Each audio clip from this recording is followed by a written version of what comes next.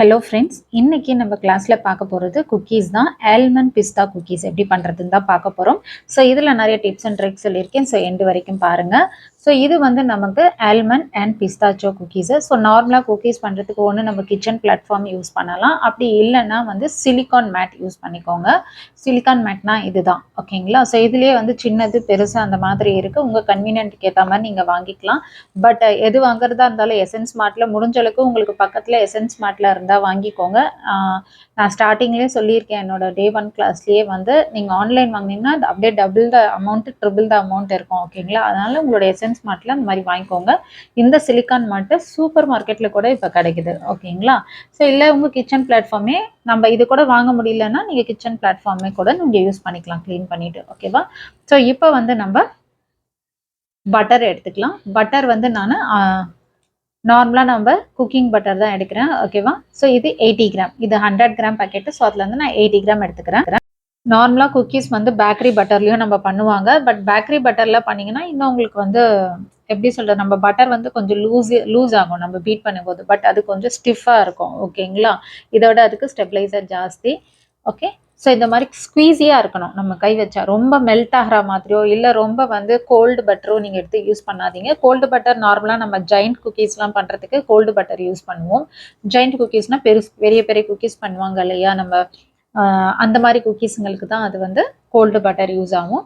So நம்ம பண்ணுற இந்த குக்கீஸுக்கு நார்மல் ரூம் டெம்பரேச்சரே போதும், ஓகேங்களா? இப்போ இது கூட வந்து 1/3 கப் வந்து நான் சேம் கேஸ்டர் சுகர் எடுத்துக்கிறேன். கேஸ்டர் சுகர் வந்து நல்லா ஃபைன் கேஸ்டர் சுகர் இது. ஸோ உங்களுக்கு அந்த மாதிரி ரொம்ப பொடியான கேஸ்டர் சுகர் கிடைக்கல அப்படின்னா நீங்கள் வந்து பவுடர் சுகர் யூஸ் பண்ணுங்கள், ஓகேவா? ஸோ இப்போ வந்து நம்ம இதை வந்து கண்டினியூஸாக பீட் பண்ணிக்கலாம். நல்லா வந்து பேல் கலரில் இது சேஞ்ச் ஆகணும். ஸோ இது டைமிங் 2 மினிட்ஸ் 3 மினிட்ஸ் அப்படிலாம் இல்லை. இந்த எல்லோயிஷாக இருக்குது பேல் கலரில் மாறணும். அந்த சுகரும் இதுவும் நல்லா இன்கார்பரேட் ஆகணும். அந்த மாதிரி நம்ம பீட் பண்ணி எடுத்துக்கணும். ஸோ இனிஷியலாக ஸ்லோவில் பண்ணுங்கள். பண்ணி கொஞ்சம் க்ரீமி டெக்ஸ்டர் வந்ததுக்கப்புறம் நம்ம பீட் பண்ணி எடுத்துக்கலாம். இப்போ வந்து ஆல்மோஸ்ட் என்னோடது நல்லா பீட் ஆயிடுச்சு, ஓகேங்களா? நல்ல பேல் கலரில் வந்திருக்கு பாருங்க. ஸோ இந்த மாதிரி நல்லா ஒரு பேல் எல்லோ கலரில் வரணும், ஓகேவா? நீங்கள் பேக்கரி பட்டர்லாம் எடுத்தீங்கன்னா வந்து ஒயிட் அது ஒயிட்டாக தான் இருக்கும். ஸோ அதனால கொஞ்சம் ஒயிட்டாக இருக்கும். அதனால கன்சிஸ்டன்சி பார்த்துக்கோங்க, க்ரீமியாக இருக்கணும், ஓகேவா? ஸோ இப்போ வந்து இங்கே பாருங்கள், இந்த மாதிரி நீங்கள் இந்த பட்டரில் பண்ணால் தான் இந்த மாதிரி ஒரு சாஃப்டான கன்சிஸ்டன்சி, க்ரீமி கன்சிஸ்டன்சி கிடைக்கும். சப்போஸ் நீங்கள் பேக்கரி பட்டர் யூஸ் பண்ணிங்கன்னா இந்த அளவுக்கு சாஃப்டான கன்சிஸ்டன்சி கிடைக்காது. அதனால் வரலன்னு நினச்சிட்டு ஓவராக பீட் பண்ணிகிட்டே இருக்காதிங்க, ஓகேங்களா? ஸோ ஒன்று நீங்கள் பட்டரில் பண்ணலாம், இல்லைனா வந்து பேக்கரி பட்டரில் யூஸ் பண்ணலாம், ஓகேங்களா? ஸோ இப்போ நெக்ஸ்ட்டு வந்து இது கூட ட்ரை இன்க்ரீடியன்ட்ஸ் நம்ம ஆட் பண்ணணும்.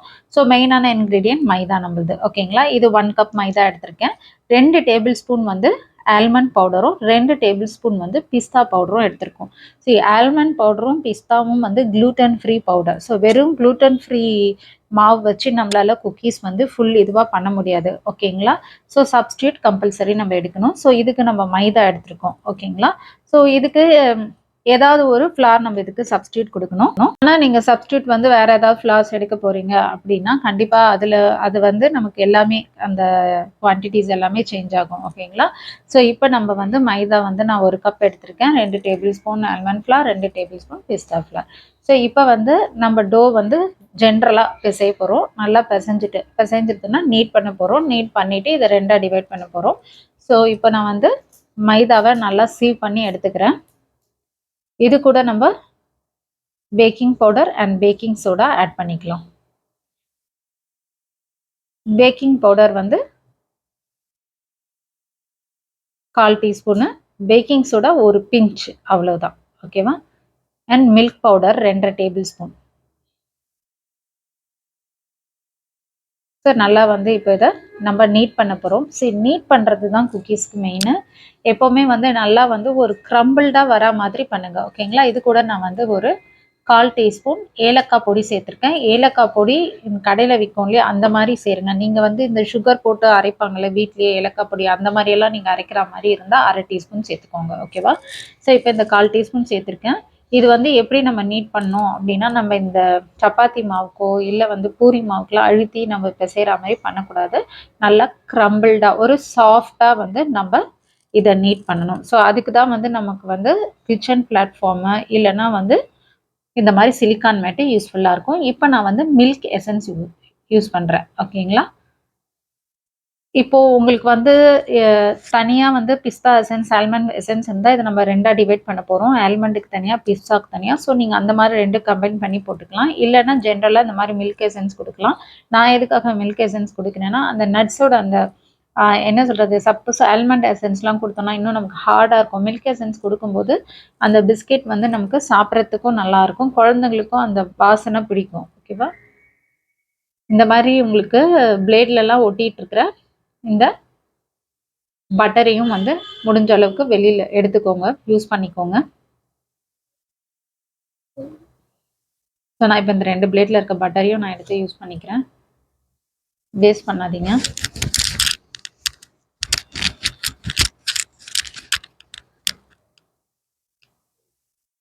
ஸோ நான் எடுத்தாச்சு. இப்போ நான் நல்லா வந்து நீட் பண்ணிக்கிறேன். ஓகேவா? ஸோ நீங்க கையில பண்ணும்போது நான் எப்படி பண்றேன் பாருங்க. நல்லா வந்து எடுத்து எடுத்து அதை நல்லா பண்ணுங்க. ஃபர்ஸ்ட் நல்லா கிரம்பிள்ட் ஆகணும். ஓகேவா? அதுக்கப்புறம் தான் நம்ம வந்து நல்லா நீட் பண்ணணும். அந்த பட்டரோட மாவு வந்து நல்லா கிரம்பிள்டா வரணும் ஃபர்ஸ்ட். எடுத்த உடனே போட்டு ஃபுல்லா ஒரே மாதிரி அமுக்கக்கூடாது.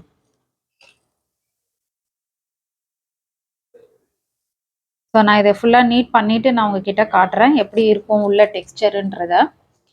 அதே மாதிரி இப்போ நம்ம வந்து இந்த குக்கீஸ்க்கு வந்து பார்த்தீங்கன்னா அட்ஜஸ்ட்மெண்ட்டுக்கு மில்க் எடுத்திருக்கேன் நான். ஓகேங்களா? மில்க் எனி மில்க் நீங்கள் யூஸ் பண்ணலாம். ரா மில்க்கு, பாயில்டு மில்க்கு. பட் தண்ணி ஊற்றி காசாத மில்காக இருந்தால் பாயில்டு மில்க் யூஸ் பண்ணுங்கள். மற்றபடி நீங்கள் ரா மில்க்கோ பாயில்டு மில்க் எது வேணாலும் யூஸ் பண்ணலாம். ஓகேங்களா? நான் வந்து அமுல் மில்க் தான் எடுத்திருக்கேன்.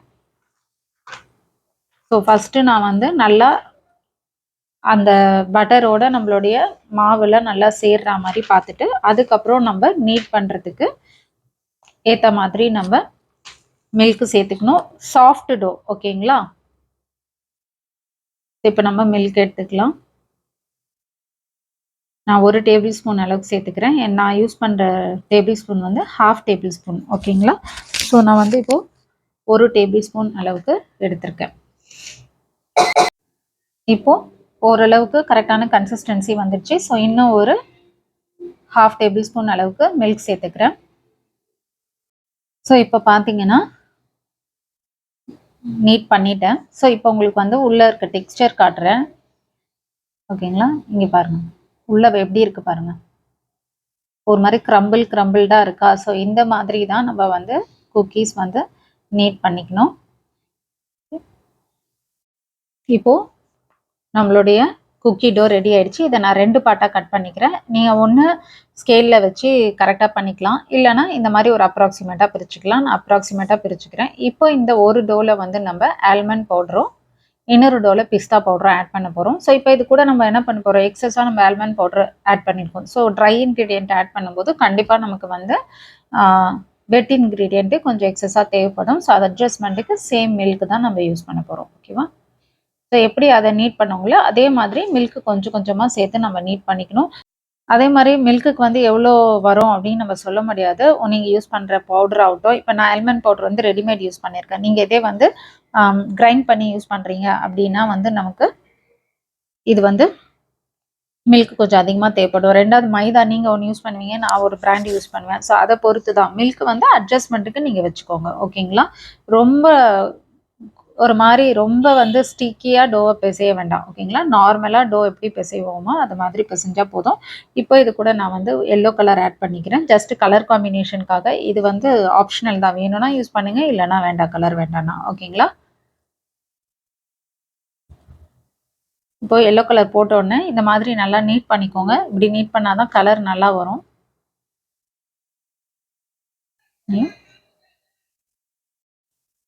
அதே மாதிரி ஆல்மண்ட் பவுடர், பிஸ்தா பவுடர் வந்து நீங்க 2 டேபிள் ஸ்பூன்னா அந்த பவுடர் அரைச்சி எடுத்துக்கோங்க. ஓகேங்களா? ஸோ நம்ம 2 டேபிள் ஸ்பூன் அளவுக்கு பவுடர் நான் சொல்லியிருக்கேன். ஓகேங்களா? நீங்க வந்து 2 டேபிள் ஸ்பூன் பிஸ்தா எடுத்து நீங்க அரைச்சிங்கன்னா உங்களுக்கு வராது. ஓகேங்களா? 2 டேபிள் ஸ்பூனுக்கு வராது. ஸோ பவுடர் மெஷர்மெண்ட் தான் நான் உங்களுக்கு சொல்லியிருக்கேன். 2 table spoon almond powder, 2 table spoon பிஸ்தா பவுடர்னு. ஓகே. ஸோ இப்போ வந்து நம்மளுடைய இங்க பாருங்க. இப்போ நம்ம சுடும்போது எப்படி வருது, நல்லா அந்த கிரம்பிள்ஸ் நல்லா வருதுல்ல, ஸோ அந்த இதுக்கு நீங்கள் பிசைஞ்சுக்கணும். ஓகே, இது இப்போ ஓரம் இருக்கட்டும். இதே மாதிரி நம்ம பிஸ்தாவோட டோவும் ரெடி பண்ணிக்கலாம். ஸோ இப்போ பிஸ்தா பவுடர் ஆட் பண்ணிக்கிறேன். ஓகேங்களா, ஸோ இதெல்லாம் நம்ம வந்து ஜலிக்க முடியாது. ஓகேங்களா, இதெல்லாம் நம்ம கோர்ஸாக தான் அரைப்போம், அதனால அது ஜலிக்க முடியாது. அட்ஜஸ்ட்மெண்ட்டுக்கு மில்க்கு. நெக்ஸ்ட் கலர் வந்து பிஸ்தா கலருக்கு வந்து நம்ம க்ரீனு ப்ளஸ் கொஞ்சோண்டு எல்லோ, இது 2 காம்பினேஷன் பண்ணோன்னா அந்த பிஸ்தாவுடைய கலர் நமக்கு கிடைக்கும். ஓகே, ஸோ இதுவும் வந்து எப்படி நம்ம ஆல்மண்டோ ரெடி பண்ணுமோ அதே மாதிரி இதையும் வந்து நீட் பண்ணி நம்ம ரெடி பண்ணிக்கலாம். ஓகேவா, இப்போ நம்மளுடைய பிஸ்தா டோ ரெடி ஆயிடுச்சு. எப்போவுமே ஒன்று ஞாபகம் வச்சுக்கோங்க, இந்த குக்கி டோவில் நம்ம கலர் சேர்த்தோன்னா இதே கலர் வந்து நமக்கு பேக் ஆகி வரும்போது வராது, கொஞ்சம் வந்து டல்லாக தான் வரும். ஓகேங்களா, நான் இப்போ வந்து கை வாஷ் பண்ணிட்டேன். இப்போ நான் எதுக்காக என் கை காமிச்சேன்னா, கலர் பார்த்தீங்கன்னா என் கையில் ஒட்டவே இல்லை, வெறும் டேப் வாட்டரில் தான் நான் வாஷ் பண்ணேன். ஸோ அதனால கலர் மட்டும் கொஞ்சம் பிராண்டடாக யூஸ் பண்ணுங்க. ஓகேவா, இந்த கீழே அந்த பவுடர் லோக்கல் கலர் கடையில் விற்பாங்க இல்லையா, அந்த மாதிரி எல்லாம் வாங்கி பண்ணாதீங்க. ஸோ இப்போ வந்து நம்ம குக்கி வந்து அசம்பிள் பண்ண ஆரம்பிச்சுக்கலாம். இப்போ வந்து நமக்கு ஆல்மண்ட் டோ எடுத்தாச்சு, ரெண்டாவது வந்து பிஸ்தா டோவும் எடுத்தாச்சு. ஸோ ஃபஸ்ட்டு வந்து ஒரு டோவை கொஞ்சம் ரோல் பண்ணிக்கலாம். நான் ரெண்டுத்தையும் ஒன்றா சேர்க்க போகிறேன் இப்போது. ஓகேங்களா, இப்படி நல்லா கை வச்சு ரொட்டேட் பண்ணிக்கோங்க. ஸோ இது வந்து கொஞ்சம் ட்ரையாக இருக்குது. ஸோ இந்த மாதிரி நம்ம குக்கி டோ பண்ணிட்டு வைக்கும்போது ட்ரை ஆச்சுன்னா அகைன் நீங்கள் வந்து மில்க்கு சேர்த்து அட்ஜஸ்ட்மெண்ட் பண்ணிக்கோங்க. ஓகேவா,